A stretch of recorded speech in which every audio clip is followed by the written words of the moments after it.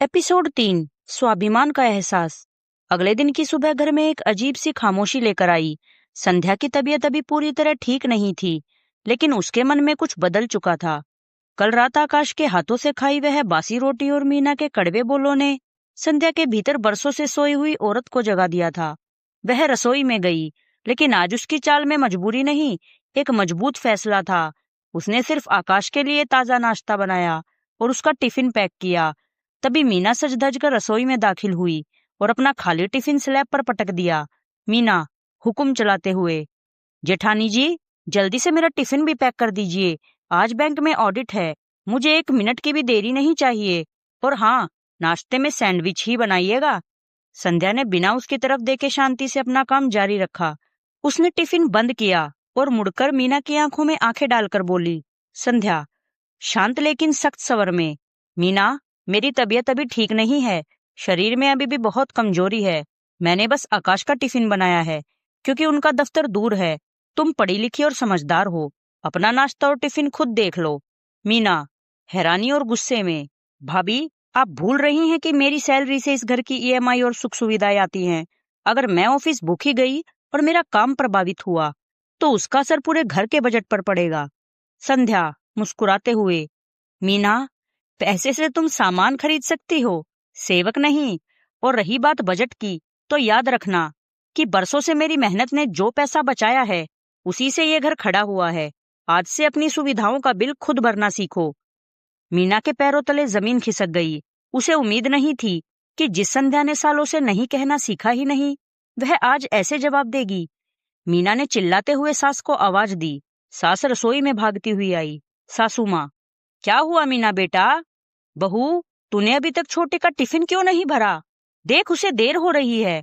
संध्या बेबाकी से, माँ जी, कल जब मैं तड़प रही थी, तब इस घर में किसी को मेरी फिक्र नहीं थी। मीना ने तो साफ कह दिया कि वह नौकरानी नहीं है।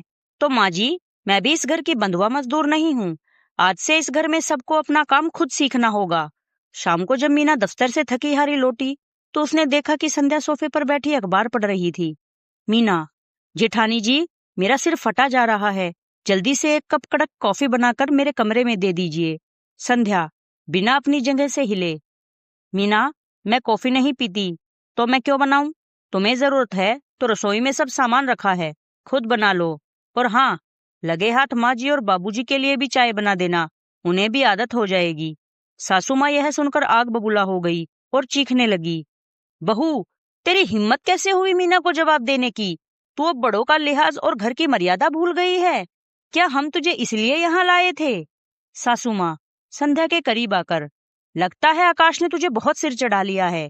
याद रख, जिस दिन उसने हाथ खींचा, उस दिन सड़कों पर आ जाएगी। हमारे टुकड़ों पर पलती है और हमें ही आंखें दिखाती है। संध्या शांति से खड़ी होकर, माँ जी, टुकड़ों पर मैं नहीं, बल्कि ये घर मेरे खून पसीने पर पल रहा था।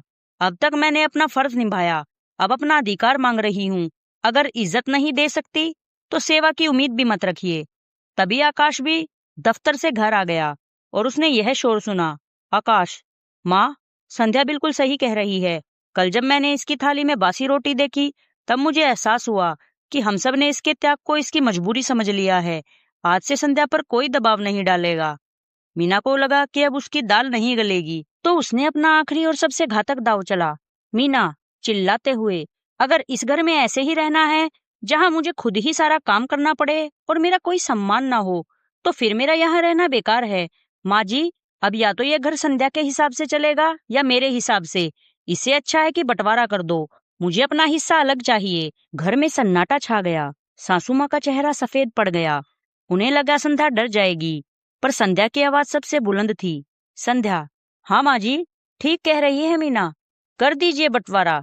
मुझे भी अब इस बेकदर रिश्ते के बोझ तले नहीं दबना। आज ही फैसला हो जाए। सासू माँ बौखला कर, बंटवारा? मेरे जीते जी इस घर के टुकड़े होंगे? तुम्हें शर्म नहीं आती ये सब बोलते हुए?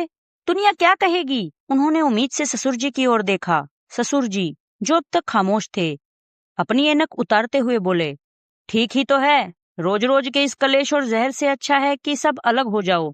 आज से ऊपर का फ्लोर विवेक और मीना का होगा और नीचे का हिस्सा आकाश और संध्या का। और हाँ, मैं अपनी मर्जी से आकाश और संध्या के पास रहूंगा और तुम विवेक और मीना के साथ ऊपर रहो।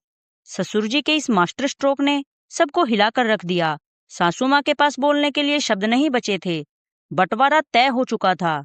आगे की कहानी अगले एपिसोड में।